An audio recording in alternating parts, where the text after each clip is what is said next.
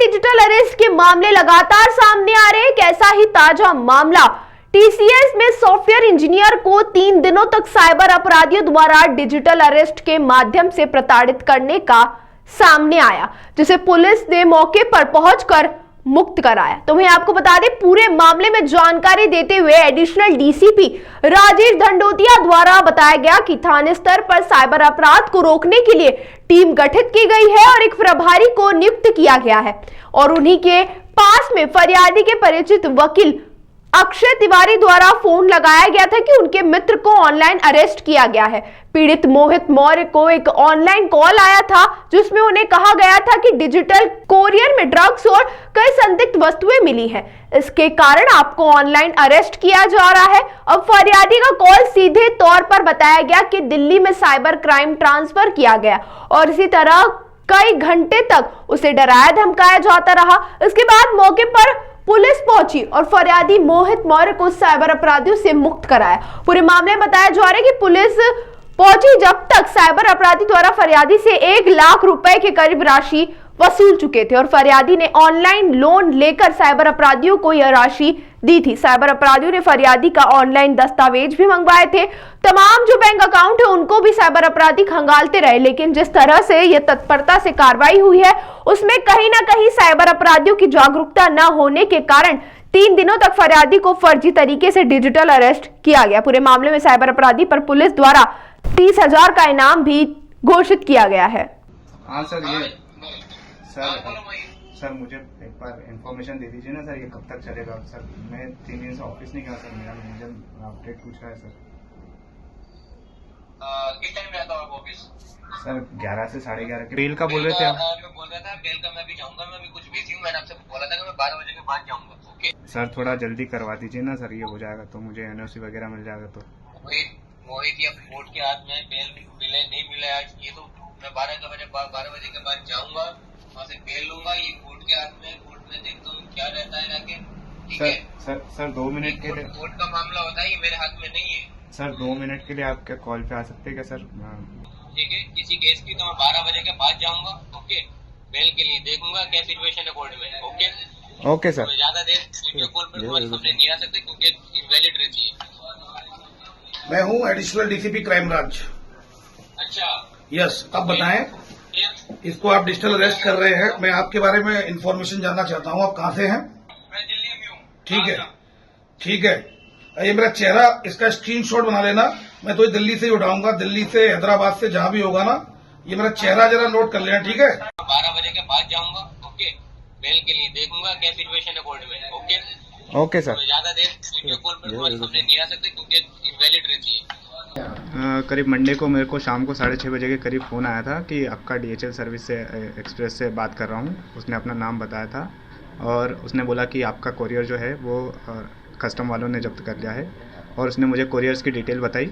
Couriers की detail बताने के बाद उसने बोला कि इसमें ये चीज़ें हैं, सारी पार्सल की डिटेल्स और डिटेल्स बताने के बाद उसने बोला कि सर अगर आपको कोई गाइडेंस चाहिए तो मैं आपको साइबर हेल्पलाइन पे साइबर क्राइम पे कनेक्ट करवा देता हूँ।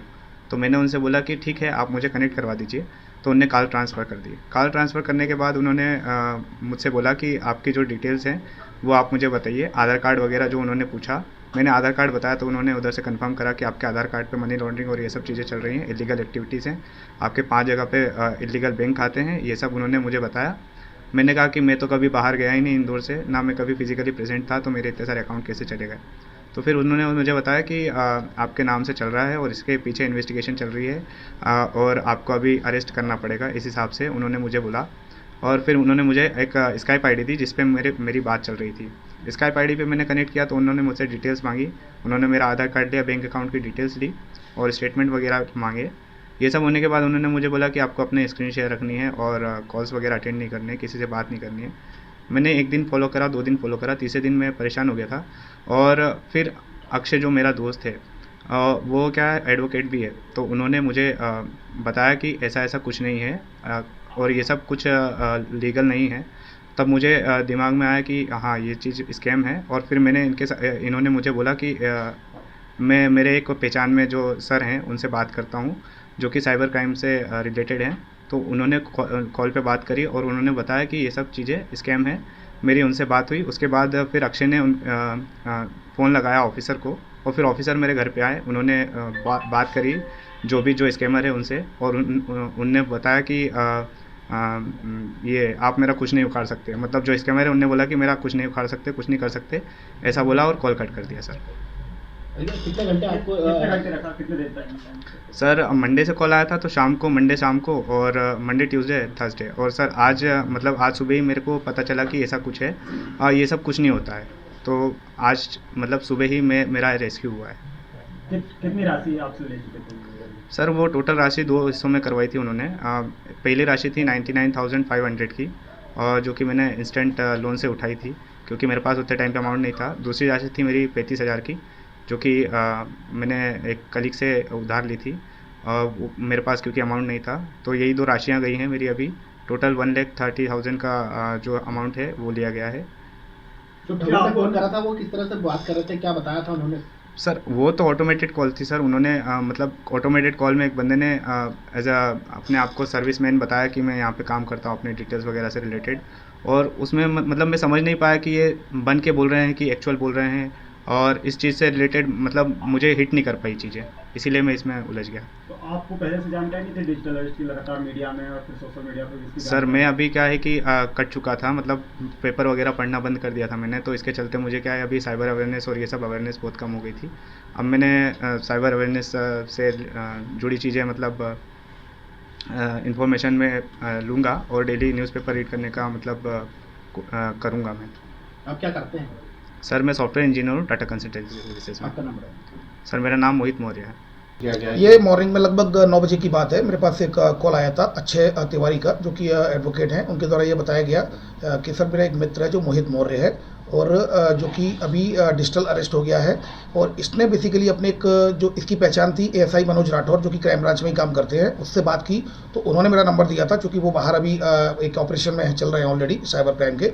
तो अक्षय तिवारी को मेरे पास फ़ोन आया, तत्काल मैं वहाँ पहुँचा, जो कि चौकी थी जिसमें अपने रोडन थाना क्षेत्र की चौकी थी संगम नगर की, वहाँ पर ये अक्षय तिवारी मिले। हम तत्काल गए और घर पे देखा तो गेट खुलवाया, तो गेट में ये जो मोहित मौर्य है, जो कि बीटेक सॉफ्टवेयर इंजीनियर है और टीसीएस में काम करता है, इसके मोबाइल पर लगातार बात चल रही थी, वीडियो कॉल चल रहा था, ऑडियो कॉल चल रहा था, वीडियो कॉल चल रहा था, स्काइप पर चल रहा था। तो उससे तत्काल मेरे द्वारा भी बात की गई, तो उसके द्वारा फिर थोड़ी सी बात करके और ये फ़ोन काट दिया। उसने मुझे भी ये बताने की कोशिश की कि मैं सही पुलिस ऑफिसर हूँ, लेकिन समझ गया 1 मिनट में ही वो, जैसे मैंने उससे बोला कि तुम 1 मिनट में ही अपनी औकात पे आ गए, सर वो बोलने लगा, तो 1 मिनट में ही वो औकात पर आ गया। तो फिर उसके बाद उससे बातचीत की और उसका उसने फ़ोन काट दिया। पूरी जो घटना इस प्रकार से आई है कि ये मोहित मौर्य जो कि टीसीएस में काम करते हैं, मंडे को शाम को ऑफिस से लौटे थे, लगभग 6:30 बजे के करीब उनके पास एक ऑटोमेटेड कॉल आया कि हम ये जो दिल्ली के डीएचएल एक्सप्रेस के कुरियर सर्विस से बोल रहे हैं। जो ऑटोमेटेड कॉल था कि और आपका एक पार्सल वहाँ पर रोका गया है, कस्टम पर एयरपोर्ट पर रोका गया है। तो अगर आपको कुछ भी ज़्यादा फर्दर इन्फॉर्मेशन चाहिए तो 1 दबाएं। तो इसके द्वारा 1 दबाया गया, तो उसके द्वारा बताया गया मैं डीएचएल एक्सप्रेस से कस्टमर केयर से बोल रहा हूँ, और आपका जो पार्सल था वो कस्टम पर रोका गया है, क्योंकि वहाँ पर उसमें एक इलीगल ड्रग 140 ग्राम एमडीएमए ड्रग निकला है, 4.5 किलो कपड़े निकले हैं, कुछ पैन कार्ड निकले हैं, कुछ आधार कार्ड निकले हैं, और आपके आधार कार्ड का इस कुरियर में यूज हुआ है। और इसमें बहुत बड़ी कार्रवाई होगी। आपकी जो कार्रवाई है अब दिल्ली साइबर सेल करेगी, और इसको फिर दिल्ली साइबर सेल से कनेक्ट करा दिया। हम आपकी इतनी मदद कर सकते हैं कि दिल्ली साइबर सेल से आपको कनेक्ट करा सकते हैं। फिर इसको दिल्ली साइबर सेल से कनेक्ट कराया गया, और दिल्ली साइबर सेल से कनेक्ट कराने के बाद इसको 3 दिन तक डिजिटली अरेस्ट रखा। उससे बोला गया कि आपके अकाउंट कितने हैं, तो इसने बताया मेरे पास 3 अकाउंट है। तो उन्होंने कितने पैसे हैं उसके स्टेटमेंट भेजिए, स्टेटमेंट बुलवाए। तो स्टेटमेंट पे फिर उसने बताया कि किसी में 600 रुपये, किसी में 300 रुपये हैं। तब जाकर उन्होंने बोला कि आपके मनी लॉन्ड्रिंग का पैसा आया, जिस तरीके से अरविंद केजरीवाल और अन्य लोगों को जेल हुई है मनी लॉन्ड्रिंग में, इस तरह तुम भी जेल चले जाओगे। अगर तुम बचना चाहते हो, एक ट्रायल चलेगी। तो वीडियो कॉल पे इसकी ट्रायल की गई, और ट्रायल करते समय उसको ये बोला गया कि अब आपका बैंक के स्टेटमेंट है, आपके पास पैसा नहीं है, आप अपने दोस्तों से पैसा लीजिए, क्योंकि आपको पैसा देना पड़ेगा। आरबीआई का एक पोर्टल है जिसमें आपको पैसे जमा करने पड़ेगा। वहाँ एक सॉफ्टवेयर डेवलप किया है आरबीआई ने, जिस सॉफ्टवेयर से ये चेक हो जाता है कि क्या वो इलीगल मनी है, आपको पैसा जमा करना पड़ेगा, और 1 घंटे में आपका पैसा वापस आ जाएगा। फिर जो पीड़ित है उसके द्वारा फिर लोन लिया गया, इंस्टेंट लोन लिया गया 1 लाख का, और फिर 35,000 का 2 बार लोन लिया गया, 1 लाख उसने दिए। फिर उसने बोला कि अब तुम्हारी बेल कराने मुझे जाना पड़ेगा, बेल के लिए भी पैसे चाहिए, तो बेल के लिए उसको फिर उसने 35,000 रुपये लिए, और तब तक बात चली रही थी, बेल की बात हो गई। फिर उसके बाद ये बोल रहा था कि पैसा और बेल में लगेगा। तब तक हम और ये जो अक्षय तिवारी एडवोकेट हम पहुंच गए थे, और तत्काल हमने उसको समझाया, तो इसकी तुरंत समझ में आ गया कि ये फ्रॉड है। तो इससे बातचीत में जब मैंने पूछताछ की तो इसके द्वारा ये बताया गया कि ये भी पेपर नहीं पढ़ता है, तो इसने प्रॉमिस किया है कि पेपर पढ़ेगा, और ये जो केस है TCS में अपने सभी लोगों को कंपनी में बताएगा, और इंदौर पुलिस के साथ मिलकर, क्राइम ब्रांच के साथ मिलकर डिजिटल कॉप के रूप में सभी को अवेयर करने की मुहिम में ये अपना महत्वपूर्ण योगदान देगा। इसमें महत्वपूर्ण बात यह है कि जो फोटो आ गया है उसका आरोपी का फोटो भी अभी मैं प्रिंट मीडिया के माध्यम से, इलेक्ट्रॉनिक मीडिया के माध्यम से मैं अनुरोध करूंगा इसको वायरल किया जाए। Police commissioner Indore Shri Santosh Singh sir के द्वारा इसमें 30,000 रुपये के नगद इनाम की घोषणा की गई है। इसके बारे में कोई भी इन्फॉर्मेशन देगा उसको 30,000 रुपये मिलेंगे, और उसका नाम भी गुप्त रखा जाएगा।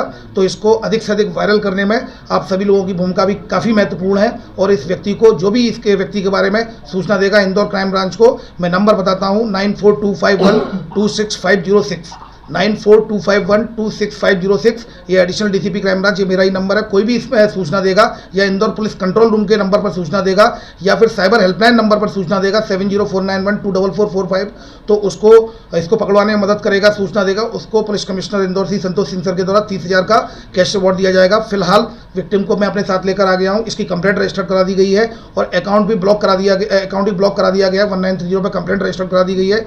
अकाउंट भी RBL का अकाउंट है, जो कि अजमेर आ रहा है, तो इसमें ऑलरेडी टीमें काम कर रही हैं।